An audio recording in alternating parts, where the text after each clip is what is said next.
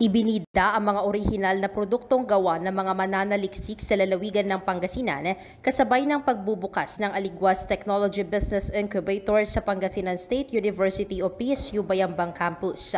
Tampok dito ang mga inobatibang lumpia wrapper na gawa sa kalabasa at malunggay, isang masustansya at low-calorie na alternatibo para sa mga bata at para sa mga pamilyang naghahangad ng mas malusog na pagkain. Ayon kina Mark Harley Bristol, Jobel Rosales at Dr. Jocelyn De Vera, mga researcher at instructor ng PSU Alaminos City Campus. Nagsimula ang ideya matapos dumalo sa isang seminar ng DOST-PSU na naghimok ng paglikha ng sustainable na produkto na kapaki-pakinabang sa tao at kalikasan. Mula rito ay nabuo ang konsepto ng Healthier Lumpia Wrapper na hindi lamang tutugon sa malnutrisyon ng kabataan kundi makakatulong din sa mga lokal na magsasaka sa pamamagitan ng paggamit sa mga gulay na kadalasang hindi na ibebenta at nasasayang. Kaya bahagi rin ng kanilang adhikain ang pakikipag-ugnayan sa mga magsasaka upang maging tuloy-tuloy ang supply at benepisyo sa komunidad. Layunin din ng kanilang proyekto na hikayating ang clean eating at gawing mas kaakit-akit sa mga bata ang pagkain ng gulay sa pamamagitan ng vegetable dumpling concept. Ibinahagi ng grupo na marami pa silang produktong nakalinya para sa susunod na taon at kasalukuyang inihahanda para sa posibleng pagpapalawak ng kanilang pananaliksik. Nagpapasalamat din sila sa DOST na nagbigay sa kanila ng pagkakataong maipakilala ang kanilang produkto, matutuhan ang kung paano ito umarket at mapalawak ang abot nito na mga aspetong anilay hindi kayang tugunan ng research lamang. Nag-start po siya sa isang project din po ng seminar na inatendan po namin ng ngayon po Aligwas TBI in partnership of PSU and UST. Nagsabi lang po sila na mag-isip kayo ng sustainable way para magkaroon ng isang product na mapapakinabangan sa isang environment or mapapakinabangan po ng mga tao. And then, ito po yung naging namin idea. Product po is a lumpia wrapper, pero and at the same time, pwede rin po siyang pang dumpling wrappers po. So, it is made of squash and moringa. We all know naman po that majority of children nowadays are fond in eating sweet food. So why not we convert it with something that is more healthier version, which is we infuse squash at the same time malunggay po as the main ingredient in creating a lumpia or wrapper dumpling po. Our product is not only a wrapper, but this is healthier. It's because it is made from moringa, and of course we have squash.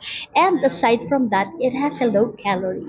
Ang problema po kasi na naisip ko is first and foremost the malnutrition of the children. At the same time po, yun nga po, yung mga local farmers po natin na nasasayangan unsold na harvest po, like the squash, na marami nga din kung hindi na ibenta before, na natatapon lang o nasasayang. So we'll have a partnership po sa aming mga local farmers or mga cooperation po. For us, the product itself bridges the gap between the comfort food and clean eating po. Wherein yun nga po, nabanggit po namin kanina that we infuse vegetables in creating a certain dumpling po na mas sustainable at the same time mas healthier version po compared sa typical na siomai if you're familiar po sa ingredients. So yun po yung parang idea or concept behind our product.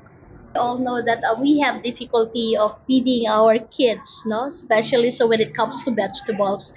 Well, this will be one of the reason why these children will be eating vegetables. However, it is already intact in a lumpia wrapper, or it's just like the Nutri-Root Bites. Mga products pa po kami na naiisip po. Ang focus po namin is under the hospitality management and we focus more about the product development. So marami pa pong mga nakapila na pwedeng i-propose sooner or later po. Actually, the group is also applying or introducing another for next year. We are very thankful for the DOST because there is not just a way wherein we are going to write our research and then publish it, but this is one way of introducing to others our research. No, with the help of the DUST, we were able to learn the different techniques as well as the innovation regarding how to market this one, how this products will be known in the community. Because if a research alone will do this, well, I don't think that the other, especially so the target market, will know about this one. But because of this this project, well, little by little our product will be known later on. And as we said while ago, there is not just a product. However, this is a nutritious one, and sinisiguro namin sa inyo, very helpful, especially for the picky kids and to everybody, especially those who are health conscious. For us, maybe failure is nakakatakot nga. However, every time you fail, step forward. Bawat pagdapa, pwede kang bumangon again. Then you will try and try until you succeed. Sa mga ganitong projects or program po, this serves as an avenue for everyone to gain their full potential, especially in introducing a new product that would sustain to the market. At the same time po, isa rin po ito sa malaking opportunity na nag-aantay sa kanila because we never know, baka sila na po yung susunod na maging millionaire or billionaire sooner or later. Everybody there, to all the researcher, we have a lot of plans out there. We have a lot of things to research on so that we can help our community. So wag kayong matakot kasi nung una kami ganyan din, but then maganda pala ito, no? Especially so at nai-enhance din, nadadagdagan ng aming kaalaman. So I encourage all the researchers like us to please join and don't be afraid. It's actually a sort of innovation. Pinanghahawakan naman nila na ang takot sa pagkabigo ay natural na bahagi ng pananaliksik at hindi dapat maging hadlang sa pagbuo ng mga makabagong ideya para sa kapakinabangan ng komunidad. Para sa programang Bombo Hanay Udugto, Patrol numero 3, Bombo Nerissa Ventura nag-uulat. This is Bombo Radio Philippines, the #1 and most trusted source of news and information. Basta Radyo, Bombo!